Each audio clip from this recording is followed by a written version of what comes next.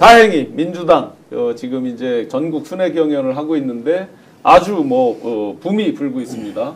어떻게 보십니까? 저 투표율도 충청권에서 57이었다 70으로 올라갔어요. 영남에 가서. 네. 그리고 뭐 이재명 후보 득표율이 이제 90까지 올라가고 평가 한번 부탁드리겠습니다. 그러니까 지금 우리가 쭉 얘기했던 그 연장선인 것 같아요. 네. 그러니까 이 에너지 다시는 내란이나 이런 걸 겪지 않겠다고 하는 국민들의 위기의식, 그리고 또 민주당 당원들의 위기의식이 이 에너지로 같이 이재명 대표 쪽으로 이렇게 가는 것 같아요. 제가 보니까.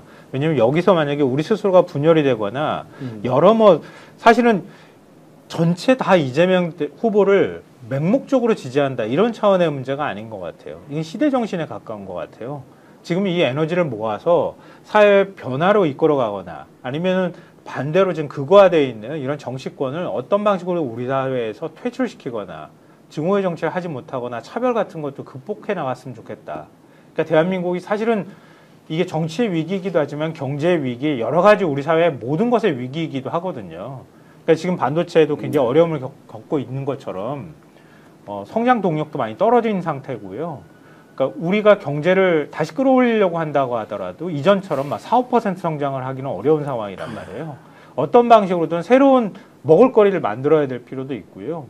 그러니까 사회 갈등이 일어나고 있는 부분들도 어떻게 해서든 치유를 해야 되고 또 문화적인 면에서 제가 말씀드렸던 것처럼 우리 사회 동력이 확 떨어지면서 에너지가 떨어져 있는 측면도 있단 말이에요.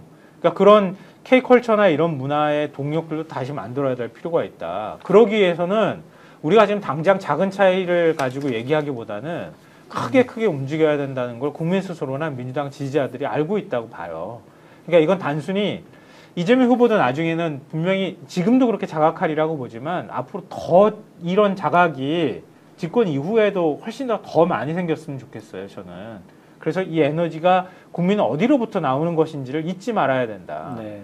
그러니까 그리고 민주당 당내에서 분석할 때도 역시 마찬가지고 언론에서 이게 무슨 뭐랄까 자꾸 북한은 그 홍장원 차장 자꾸 생각이 나는데 그런 건 북한은 윤석열이 한 거고 지금 국민들이 90%의 득표율을 보여주는 거는 단순히 이건 이재명 후보에 대한 신뢰도 신뢰지만 그걸 넘어서는 뭔가가 있다고 하는 걸 생각하고 해석을 해야 되는데 뭐 해보나마나 경선, 뭐 흥미가 없는 경선 이런 식으로밖에 해석을 안 하는 거는 저는 개인적으로 동의하기 어려워요. 언론에서도 그렇게 접근하지 않길 바래요. 이제 국민들의 절박감이 숫자로 정확히 드러나고 있는 거잖아요. 아무리 한 후보가 절대적인 영향력과 득표를 갖는다 하더라도 그게 갖는 의미가 무엇인지부터 먼저 봐야 되는데 국회부터 하기 시작하잖아요.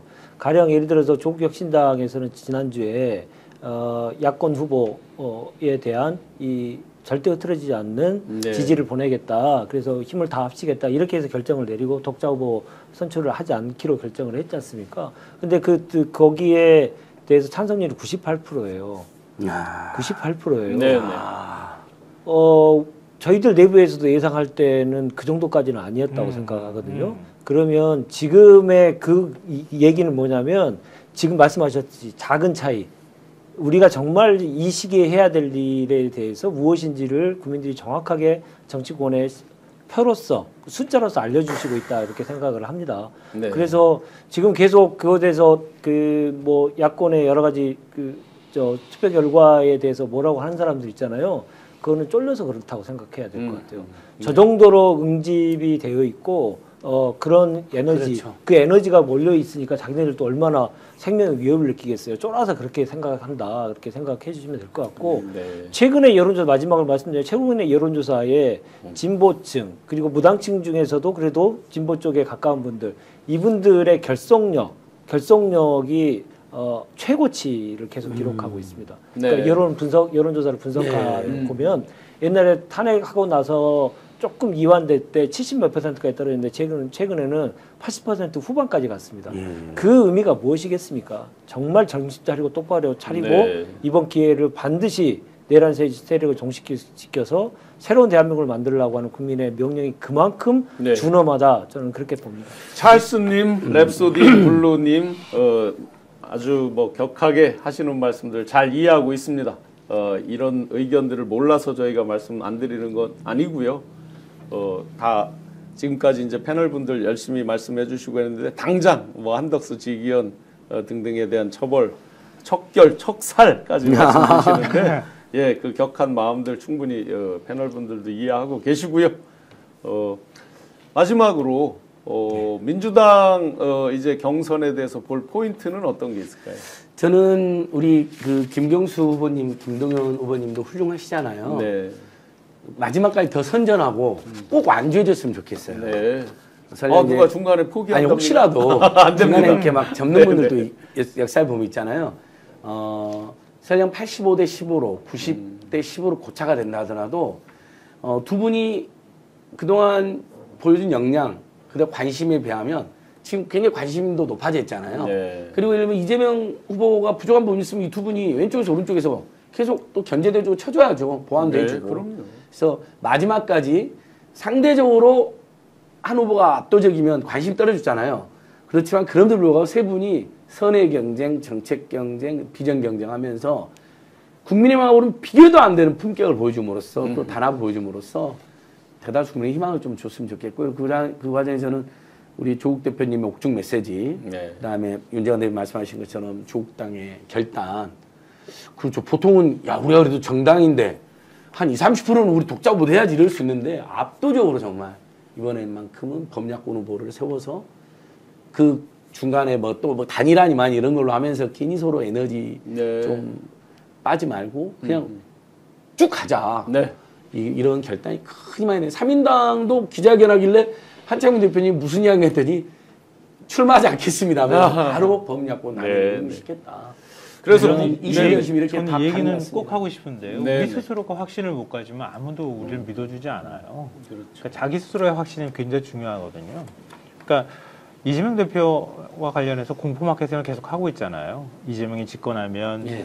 뭐 입법, 행정을 이미 기본적으로 장악하는 거고 사법부만 장악하면 되는데 사법부는 자기들끼리 멋대로 장악했다고 얘기하니까 모든 거 다 장악하고 그러니까 윤석열보다 더한 대통령이 나올 거다 이렇게 얘기하는데 윤석열이나 적분절하고 얘기하시라 이 말씀 해주고 싶고 네. 문재인 대통령이 있을 때 그때도 민주당이 180석이었어요. 정치란 그런 거거든요. 180석이지만 민주당 혼자서 막 단독으로 법안 잘 못 통과시켰어요. 네. 검찰 개혁 제대로 했습니까? 잘 못했단 말이에요. 네. 어찌 보면 역으로 보면 사회의 힘이 작동하는 데 있어서 그걸 타협으로 이끌어 나가는 게 그게 어찌 보면 정치거든요. 그러니까 국민들이 거기에 전폭적으로 지지를 안 해줬든 정치권이 조금 무능했든 아니면 어떤 방식으로든 간에 국민의 평가를 받았든 간에 굉장히 복잡한 힘의 관계들이 작동하는 거란 말이에요. 그래서 사실은 집권을 못했어요. 그 다음에. 그러니까 그걸 민주당이 몸소 보여준 거예요. 그럼 이재명 후보가 대통령이 당선되면 민주당은 아무 역할을 하지 않고 가만히 있는 그런 세력일까요? 조국혁신당은 아무런 역할을 안 할까요? 견제하기도 하고 때론 비판하기도 하고 또 지지해주기도 하고 그럴 거란 말이에요. 네. 그게 정치거든요. 근데 민주당이 집권하면 모든 걸 마치 독재로 할 것처럼 얘기하는 거는 자기네들이 사법 굴레를 씌우고 난 다음에 그걸 가지고 자기네들이 지금 겁이 나니까 그런 얘기를 하는 거다. 그러니까 그런 거에 신경 쓰지 마시라는 말씀 제가 드리고 싶고요. 민주당이 정치하면 정치답게 정치하면 되는 거거든요. 그러니까 그런 거에 흔들릴 필요가 전 전혀 없다고 생각하고 그런 마케팅으로 자꾸 얘기할 때 저도 반박을 많이 합니다. 다른 방송에서. 네. 네. 오늘 방송 어떠셨습니까? 마음에 들었다면 구독, 좋아요로 스픽스를 응원해 주십시오. 여러분들의 구독, 좋아요는 가장 큰 힘이 됩니다. 스픽스 구독, 좋아요.